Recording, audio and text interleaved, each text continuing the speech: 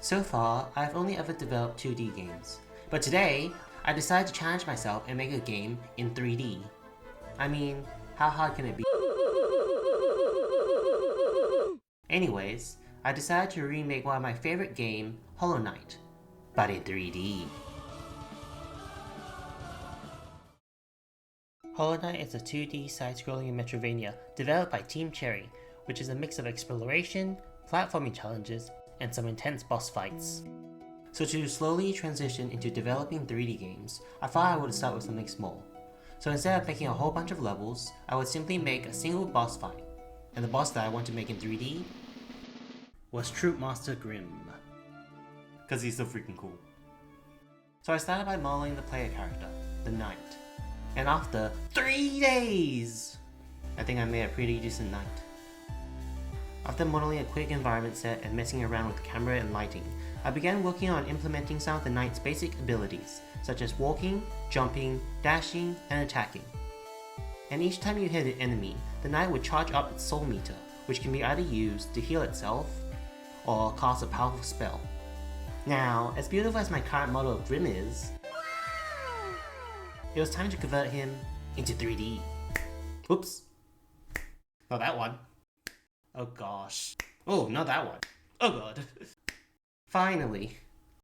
If you thought drawing hands was difficult, imagine making them in 3D. So Grimm has 4 basic attacks. He can open up his cloak to summon fire bats at the player, or drill his cloak into the ground that spawns spikes around the arena, as well as a descending dive into a lunge, and lastly, a swipe attack into an uppercut which bursts into flames. Very straightforward. To make it easier for myself, I split Grimm into multiple parts, which I can toggle their visibility depending on the attack. It took a while to get the animation to look decent, but I was pretty happy with how all the attacks turned out. Moreover, in order to make the battle feel more dynamic and interesting, I designed it so that each attack requires a different way to evade them. When Grimm uses a bat attack, it is easier to jump over them. Whenever he summons spikes from the ground, you must carefully and precisely maneuver around to the safe areas. When Grimm lunges quickly at the player, it is easier to dash to the side than away. Whereas it is easier to dash away and not to the side when he performs his swipe attack. Grimm has a fairly straightforward attack pattern. Teleport, attack, teleport, attack. Initially, the way I implemented the teleportation to work was that I preset up certain points in which Grimm can spawn, and I would either choose the second or third closest point to the player. However, since the camera automatically but slowly locks onto Grimm, this led to an issue where if Grimm teleports behind you, the camera would take too long to pan around.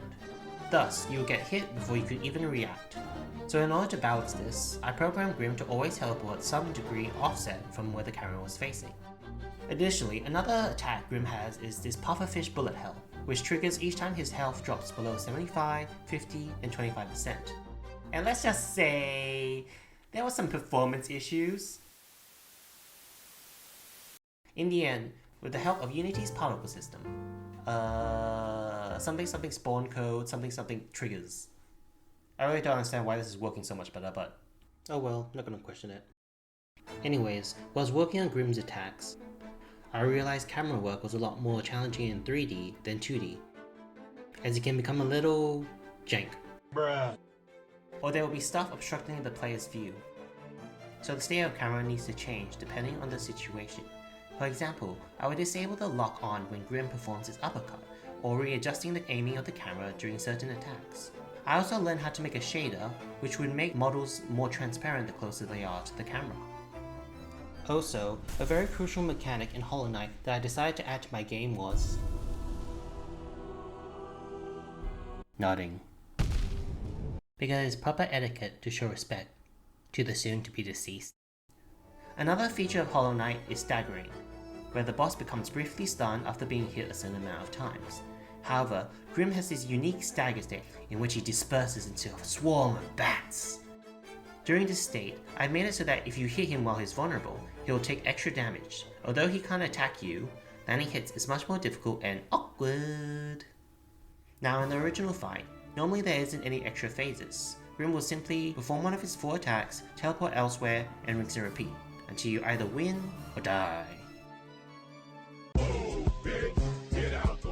So to make it a little bit more interesting, I took inspiration from a modded fight of Grimm, such that when he's below half health, he will begin to attack more times before teleporting away. Anyways, now that all the attacks are working, all that's left to do is to properly recreate the scene. Shouldn't take too long. Many months later. And voila.